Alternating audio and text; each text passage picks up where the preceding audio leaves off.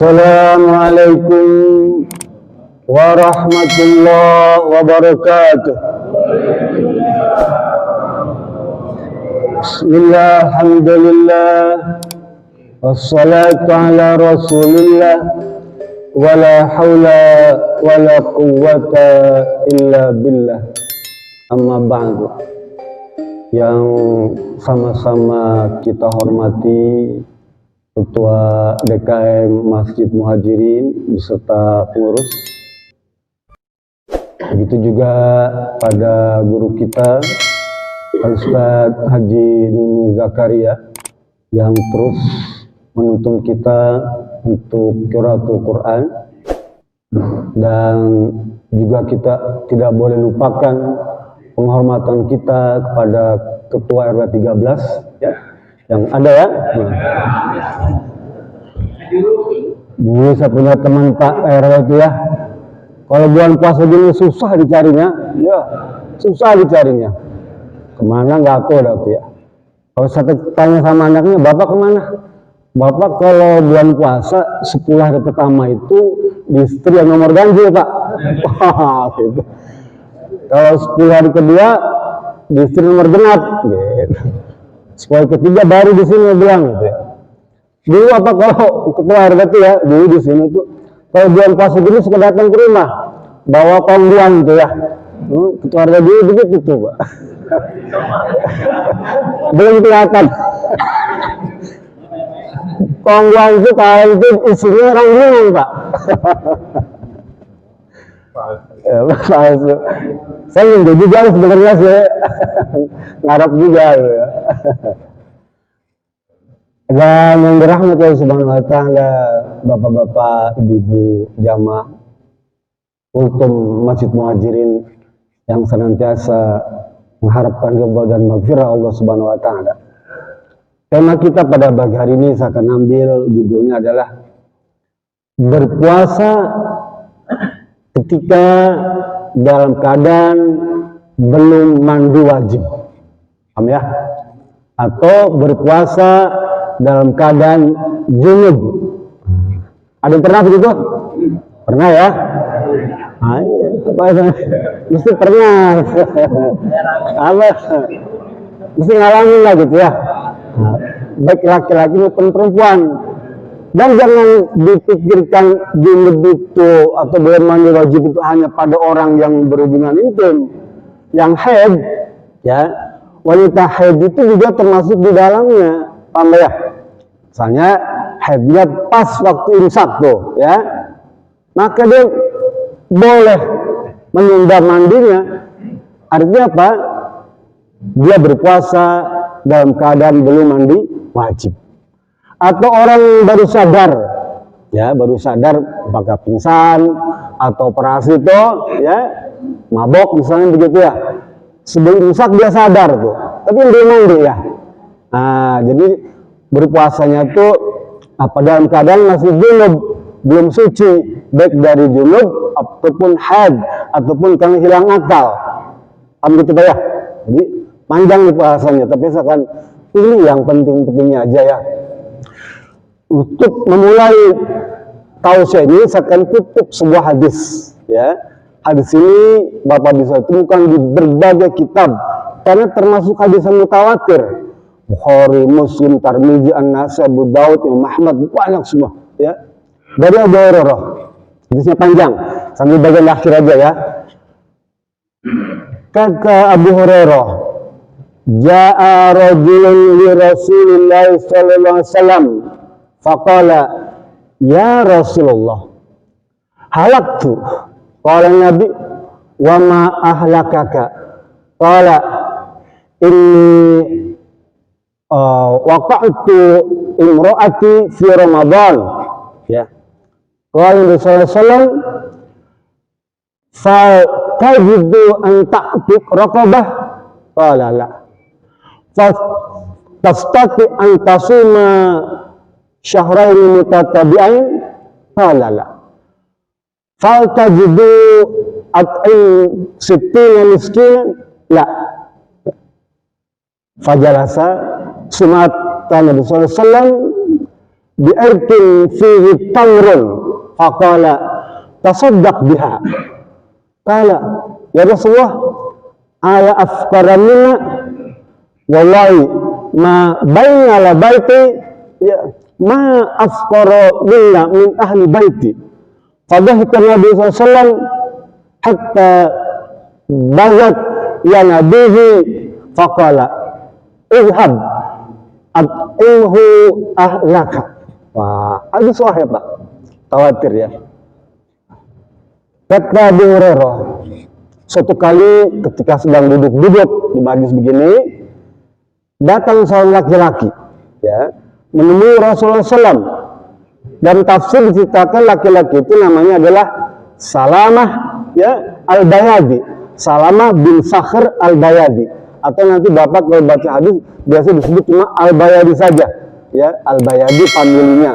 Tapi nama lengkapnya adalah Salamah bin Sakhr Al-Bayadi. Ya, datang pada Rasulullah SAW. Ya Rasulullah, celaka saya Rasulullah, celaka. 3 kali itu celaka. Aduh, enak Rasulullah bilang celaka. Rasul tanya, apa yang menyebabkan kamu celaka? Rasulullah, ini waqa'tu imra'ati fi Ramadan. Saya telah menyambangi istri saya di bulan Ramadan. Kalimat waqa'tu itu pengganti dari kata jima, Pak. Ini hadisnya Pak, hebatnya Pak ya. Dia tidak menggunakan kata yang vulgar untuk menyatakan berhubungan intim itu, Pak. Padahal bahasa Arab ada jima, ya. Tapi hadis tidak menggunakan kata jima, tapi menggunakan kata waqa'tu. Nah, nih pelajaran bagi kita. Kita pun kalau misalnya ngajar atau ngobrol tuh jangan menggunakan kata-kata yang vulgar untuk urusan-urusan yang tabu. Ya, saya gunakan berhubungan, ya, intim boleh. Berhubungan sendiri ya cukup paham gitu ya. Tidak perlu dijelaskan dengan kata-kata yang lebih vulgar. Kata Salamah, ya Rasulullah, saya telah berhubungan dengan istri saya di bulan Ramadan. Ya. Rasul kemudian menjawab, ya Salamah, apakah kamu punya seorang budak untuk kamu merdekakan? Gak punya Rasulullah. Boro-boro beli budak, dia bilang, ya, gak kebeli saya. Gitu. Tanya lagi, apakah kamu mampu untuk berpuasa 2 bulan berturut-turut? Ya Rasulullah, boro-boro bisa mampu puasa 2 bulan berturut-turut. Uang baru seminggu aja sudah gak ketahan sama istri saya. Enggak ya? Boro-boro 2 bulan baru seminggu dia gak kuat tuh ngeliat istrinya tuh, gitu ya? Ya, gak sanggup. Apakah kamu punya makanan untuk disedekahkan kepada 60 orang fakir miskin? Boro-boro Rasulullah, budak juga nggak punya, tapi makanan untuk 2 bulan berturut ngasih fakir miskin 60 orang nggak punya Rasulullah. Rasul bawa, ya, bawa kurma tuh ya, kurma 1 keranjang tuh. Rasul bilang, ya Salamah, dah, ini kamu sedekahkanlah kepada fakir miskin di kampung kamu. Salamah bilang, ya Rasulullah, di kampung saya itu nggak ada yang paling miskin kecuali saya, kecuali kamu ya Rasulullah. Di kampung saya itu, di Badung itu nggak ada orang yang paling miskin kecuali saya. Pak, Rasul ketawa Pak. Kata beliau, ya, hatta bagat al-yadi. Rasul tertawa ngakak, bukan senyum ya. Hadis itu tertawa Pak, ngakak. Sampai di gigirannya kelihatan, maksudnya saking lebarnya tuh, ya. Mulut terbuka tuh, ngakak Rasulullah SAW mendengar berita itu. Kamu ini udah miskin, aneh-aneh maksudnya berita, bikin apa urusannya aja. Ya, udah kalau kamu paling miskin, apa at'imhu ahlaka. Dah, kamu bagikan saja kurma ini kepada keluargamu Pak. Tuh Pak, Islam nih Pak ya. Hadis tadi mengajarkan beberapa apa hukum kepada kita Pak. Hadis itu ada sumber hukum Pak. Apa yang pertama? Bolehnya seseorang bercerita tentang aib dirinya sendiri Pak, ya, kan itu perbuatan maksiat, paham ya? Berhubungan mungkin dengan istri di bulan Ramadan siang hari maksudnya ya, itu maksiat, ya, perbuatan yang dilarang. Tapi boleh kalau kita bercerita kepada orang yang tepat, pada guru, pada orang tua, orang soleh yang ngerti tentang hukum, kita boleh bercerita untuk menyelesaikan solusi. Ya. Salama ini nggak ngerti hukum, ya. Dia cuma tahu ini dilarang, itu saja. Tapi bagaimana cara penyelesaiannya dia nggak hafal. Sehingga dia datang kepada Rasulullah SAW. Dalam syarah Imam At-Tirmidzi, Pak. Nanti Bapak buka, tolong hadis ini, Pak. Syarah Imam At-Tirmidzi itu bercerita mengenai kronologis sebelum peristiwa berhubungan itu, Pak. Ya, panjang lagi. Saya akan kutip saja biar Bapak lebih lengkap. Jadi setelah waktu sahur itu, Pak. Pas waktu sahur kata Imam At-Tirmidzi ini beres-beres makan, kan istri kita biasa cuci piring ya. Di dapur tuh beres-beres, selesai makan sahur, sama juga begitu. Beres-beres tuh. Entah kenapa malam, padahal lampu istri nggak terang ya. Ya, sebagian tinggi itu tersingkap, Pak. Istrinya lagi cuci piring, tersingkap kata Tirmidzi, terangkat itu betisnya itu kelihatan. Itu yang membuat Salamah bernafsu, ya. Langsung lompat, dia peluk, terjadilah, ya. Waktu sahur tuh, ya. Dan waktu sahur dulu kan nggak boleh lama-lama, Pak. Kalau kita kan dari jam 2 sahur itu ya. Kata Rasulullah khamsina ayah. Benar sahur wal iqamah khamsina ayah. Sekitar 50 ayat lah baca Quran itu ya, nggak lama. Kalau kita kan dari jam 2, jam 3 terus nyambung makanan dia, memang sampai azan. Tapi banyak makanan dia, nggak apa-apa juga sih, tidak dilarang, boleh. Dirontok, dipeluk, semua terjadi. Sampai lewat waktu subuh. Waktu sholat tuh, orang sholat di masjid, dia cuek aja, Pak. Ya, artinya lewat tuh, ya. Orang sholat di masjid, ya, subuh tuh, dia masih terus tuh bersama istrinya tuh. Persoalan di situ, ya. Sampai sejam mungkin ya, maklum lah, anak muda tuh. Sejam di situ, nah dia sadar, waduh udah siang. Nah, kata Imam Tirmidzi, dia cerita tuh kepada teman-temannya, Pak. Itu temannya nggak ada satu pun yang bantu, Pak. Didongengin tuh, Pak Waluyo, saya tadi malam begini, gimana ya tadi subuh sampai siang? Waduh, saya nggak berani bilang cerita, nggak tahu saya. Tanya pajaknya lagi, nggak ngerti saya, nggak berani dah. Kau urus sendiri. Ajak Pak Yudi antri ke Rasulullah SAW, saya mau ceritakan ini. Oh nggak mau, saya malu. Tidak ada satupun sahabat yang mau nemenin Salamah ke Rasulullah SAW. Semua makhluk, ya, kabur dibilang. Ya, akhirnya dia berangkat sendiri, Pak. Ya, sambungannya hadisan tadi itu ya. Nah, hukum dari sini adalah larangan orang berhubungan, ya, intim ketika berpuasa. Ya.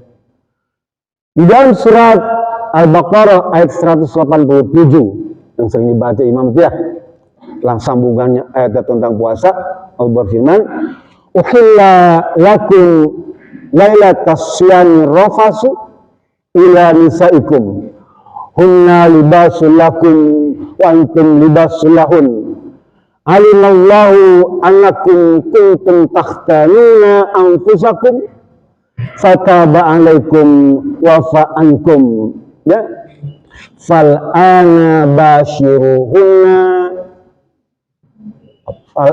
basyiruhunna wabtaghu ma kataballahu lakum. Ayat 187. Lah, ayat ini turun, Pak. Artinya begini, dihalalkan kepada kalian, ya, pada malam hari bulan Ramadan untuk berhubungan dengan istri. Malam hari boleh, Pak, ya. Malam hari boleh. Siang hari nggak boleh, tuh, ya. Ayat ini, Pak, asbabun nuzulnya dulu ada Umar bin Khattab, ya. Jadi sebelum perintah suami lengkap, Pak, syariatnya ya. Kan puasa ini awalnya batasnya sampai waktu Isya, Pak. Makan malam itu cuma dibatasi sampai waktu Isya atau sampai dia tidur. Nggak boleh. Setelah Isya atau setelah tidur dia tidak boleh makan. Ya. Terus sampai subuh nggak boleh makan, nggak boleh berhubungan. Ada namanya itu Sirmah, ya, Qais bin Sirmah Al-Ansari. Dia waktu pulang ke rumah habis kerja tuh Tanya, ada makanan nggak buat puasa, buat buka takjil? Nggak ada, Pak. Cari, kalau gitu tunggu sebentar, udah buka tuh, Pak. Saya nanti cari ke tetangga, cari makanan, ya. Mau beli atau pinjam, bagaimana itu. Ternyata si Remani ketiduran, Pak. Kais bin Sirman tidur, Pak. Ketiduran, waktu pulang bawa makanan itu istrinya nggak tidur. Hukum Islam waktu itu, apabila seseorang yang telah berpuasa dan berbuka lalu tidur, maka dia tidak boleh makan, ya. Terus makan, berhubungan sampai besok puasa, sampai dia buka berikutnya. Lah besoknya si kasih pingsan, Pak, karena nggak makan kan, nggak buka tuh pingsan. Dilaporkan kepada Rasulullah SAW bahwa si kasih pingsan Rasulullah. Karena peraturan tuh hukum. Termasuk Umar bin Khattab. Umar bin Khattab juga sama. Malam-malam tuh habis tidur, ya kan nggak boleh, Pak, nggak boleh berhubungan intim kan awal-awal tuh. Umar bin Khattab ini ngelengah juga, ya, sahabat Nabi nih, Pak, ya, yang dijamin masuk surga. Dia sambalin istrinya, ya, karena nggak kuat tadi. Lah ayat tadi berbunyi gini, alimallahu annakum kuntum takhtanuna anfusakum. Allah Maha mengetahui sebenarnya kamu itu nggak sanggup, nggak kuat, nggak tahan, ya, untuk melakukan berhubungan intim itu nggak kuat, nggak sanggup, ya. Allah Maha tahu tuh, ya. Karena Allah Maha tahu itu, maka turun ayat tadi, dihalalkan bagi kalian untuk berhubungan intim pada malam hari, baik untuk Qais ataupun untuk Umar bin Khattab. Oh, ya. Maka setelah itu Allah bilang fal'ana basyiruhunna. Sekarang mulai hari ini kalian boleh bersenang-senang dengan istri kalian, tapi malam hari, ya, malam hari boleh, Pak, ya, tapi siang hari nggak boleh.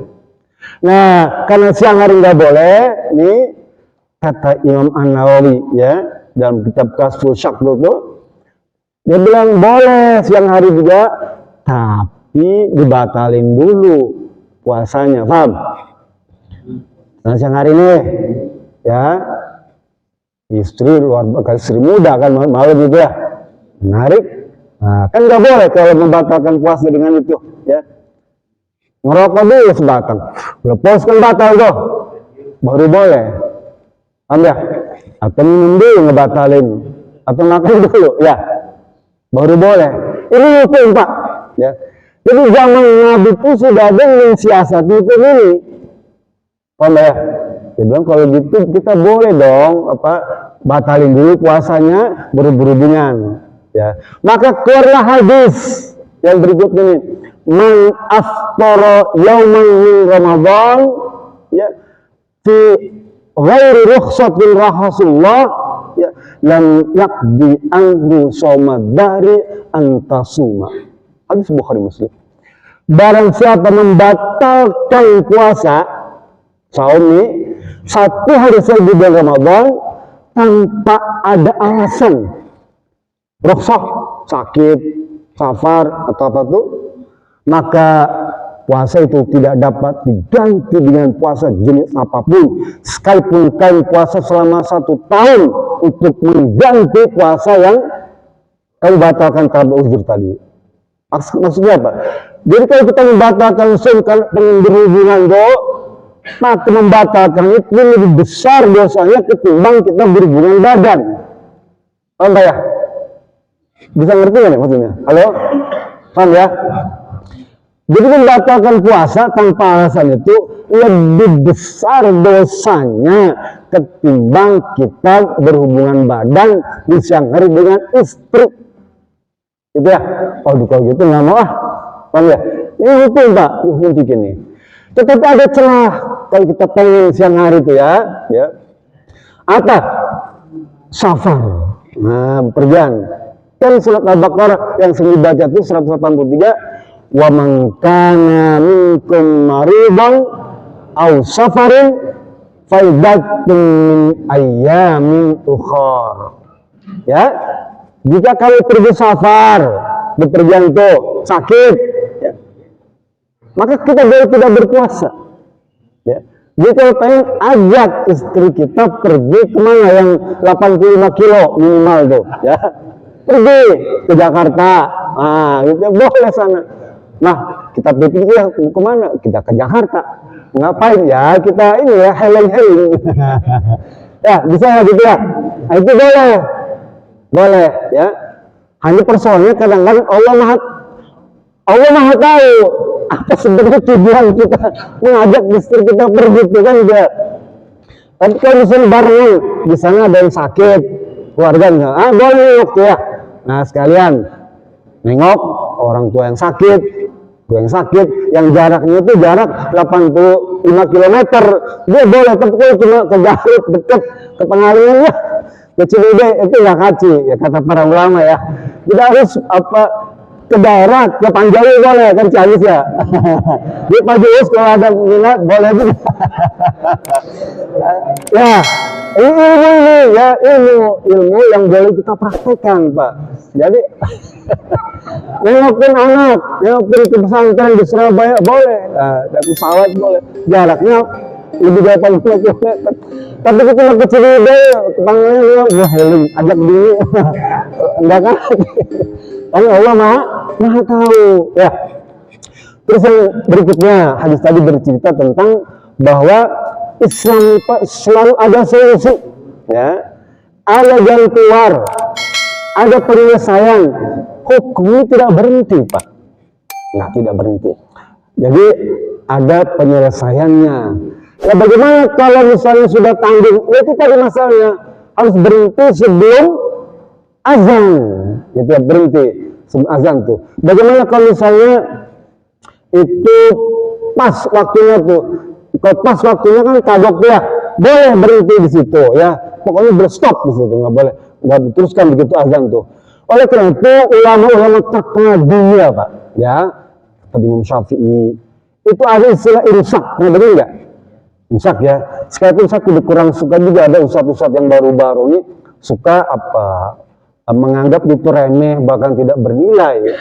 Itu bukan produk Rasulullah SAW, tidak dalam hadis, tapi itu terjemahan Al-Quran dan terjemahan hadis ya. Dengan keilmuan yang jauh, para ulama itu telah mendefinisikan tentang istilah imsak itu Pak. Dan itu dipopulerkan di Mesir pada tahun 1700-an ya. Bukan dari Indonesia Pak. Jadi salah kalau orang, ada seorang ustaz terkenal itu bilang, seandainya di Indonesia ini tuh ada istilah imsak. Baru pulang dari Mesir, dari Arab Saudi, udah begitu. Kurang arif ya, kurang bijaksana menyikapinya ya. Harus arif, harus bijaksana. Apalagi seorang ustaz kiai menyikapi itu harus bijaksana. Imsak itu adalah cara ulama ya, Imam Syafi'i memberikan bimbingan kepada umat Islam ya, yang masih awam ya, masih belum paham apa itu Islam. Kita kan tahu ilmu puasa jadi belakang ini aja kan. Dulu memang kita ngerti tentang puasa, nahan lapar, selesai. Tapi tentang hukum detailnya kita nggak tahu juga kan. Kasih contoh tentang berhubungan badan kan baru sekarang kita tahu kan, mungkin ya, mungkin tahu juga yang lainnya. Nah, imsak itu produk para ulama terkenal ya.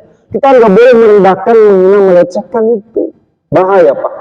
Kalau itu sikap kehati-hatian dari para ulama kepada umat Islam. Allah Subhanahu wa taala Pak dalam Quran surat Al-Isra itu wala taqrabuz zina. Yang dilarang itu zinanya. Tapi Quran itu tidak melarang berzina. Tapi wala taqrabuz zina, jangan kamu dekati zina itu. Apa maknanya? Allah ajarkan kita sikap kehati-hatian. Imsak itu juga cara membimbing kita agar kita hati-hati. Bayangkan kalau misalnya tadi itu kelewatan kan, kita nggak pakai imsak kan bablas kan ya, keasikan. Dia bilang berkagok dorong lah, hitam dah, gitu ya. Bisa begitu orang yang dibimbing sama setan ya. Sama makan pun begitu ya. Makan kalau udah misalkan ya stop lah. Kita bisa sikat gigi ya, bisa ngerokok satu mungkin, bisa beres-beres makanan ya, bisa minum tambahan, bisa minum obat, begitu imsak ya. Jadi dia enak. Jangan sampai begitu azan kita masih sibuk sikat gigi, begitu sholat di masjid ada nasi di jus yang bolong nih. Kata Syafi'i kalau itu kemakan batal puasanya, satu butir nasi kita ya. Nempel di jus kemakan karena kita baca Quran jadi imam ketelan lah tuh ya. Ampas ketelan batal.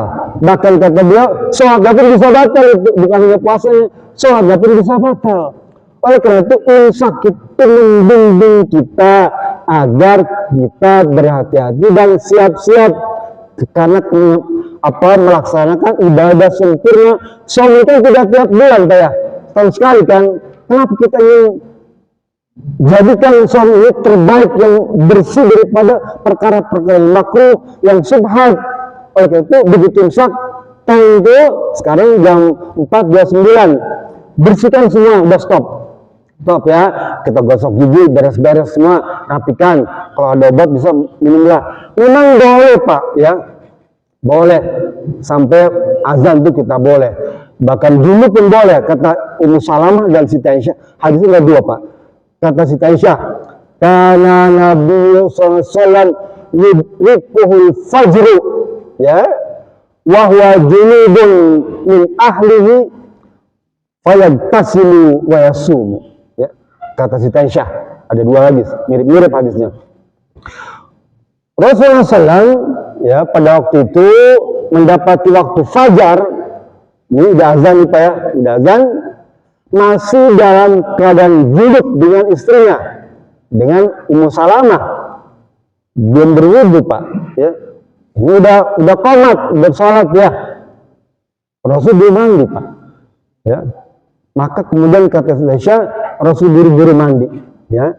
Waktu subuh udah lewat Pak, buru-buru mandi dan saum. Paham ya?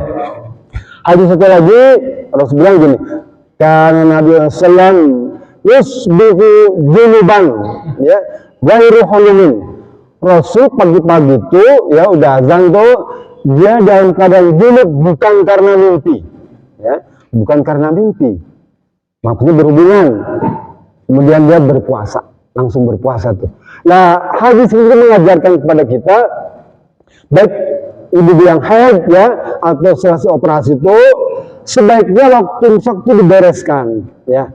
Sekalipun boleh setelah waktu fajar itu, subuh itu boleh, tidak apa-apa. Tapi sebaiknya sebelum fajar, sebelum azan itu sudah bersih semua. Ya.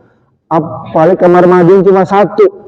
Ada bapak, ada anak-anak kamar mandi ya. Kadang-kadang kita berebut kamar mandi ya. Tok cepet aja nih sudah nih ya. Kalau misalnya kita sejak imsak sudah bersiap-siap kan aman, tenang ya. Ya. Jadi itulah salah satu tuntunan kita agar kita bisa melaksanakan ibadah shaum ini dengan sempurna. Jadi kembali lagi ke tema semula ya, berpuasa dalam keadaan junub boleh ya, paham ya, satu ya. Tapi sebaiknya sebelum imsak itu udah beres, paham ya. Yang kedua, kalau ada hasad yang membuncah ya, boleh dengan dua alasan. Satu safar, dan yang kedua sakit. Sakit yang beneran, bukan sakit pura-pura. Sakit beneran itu boleh. Ya. Yang ketiga yang penting, yang kena hukum, ya hukum tadi mengajarkan dendanya nih Pak. Kalau kita berbuat seperti itu, hukumnya apa? Yang pertama memerdekakan budak, ya nggak punya. Yang kedua berpuasa 2 bulan berturut-turut, nggak sanggup kan, seminggu kita megap-megap ya.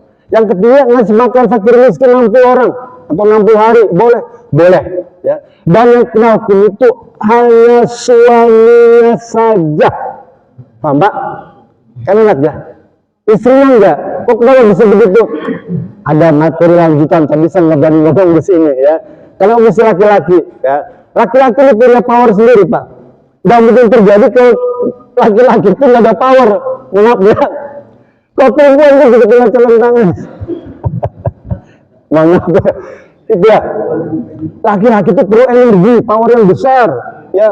Nggak mungkin bisa melaksanakan itu kalau tanpa power ya nggak bisa. Oleh karena itu beban itu kepada laki-laki, bang ya.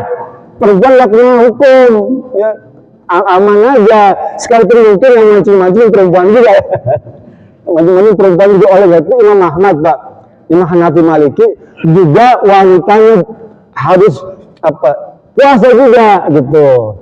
Kalau itu apa memang hasrat itu datang dari sisi wanita, bang ya. Kalau hasrat itu datang dari sisi wanita, kata Imam Maliki juga wanitanya harus dikenakan hukum apa tadi ngasih fakir miskin jadi double tuh. Tapi Imam Syafi'i enggak, karena yang berperan besar tuh laki-lakinya. Gak akan terjadi Pak kalau tambah laki-laki yang punya power, enggak. Mohon maaf nih ya, kita udah tua-tua nih, no power. Ada sedikit-sedikit ya, tapi dia kurang greget gitu ya. Sekarang itu yang bisa saya sampaikan, lebih kurang mohon maaf ya, sekalipun materinya masih panjang, tapi saya harap dengan beberapa hadis yang saya sampaikan ini bisa menjadi tambah ilmu bagi kita semua, sehingga menyikapinya kita harus bijaksana ya, menyikapi hadis ini harus bijaksana. Itu saja. Assalamualaikum warahmatullahi wabarakatuh.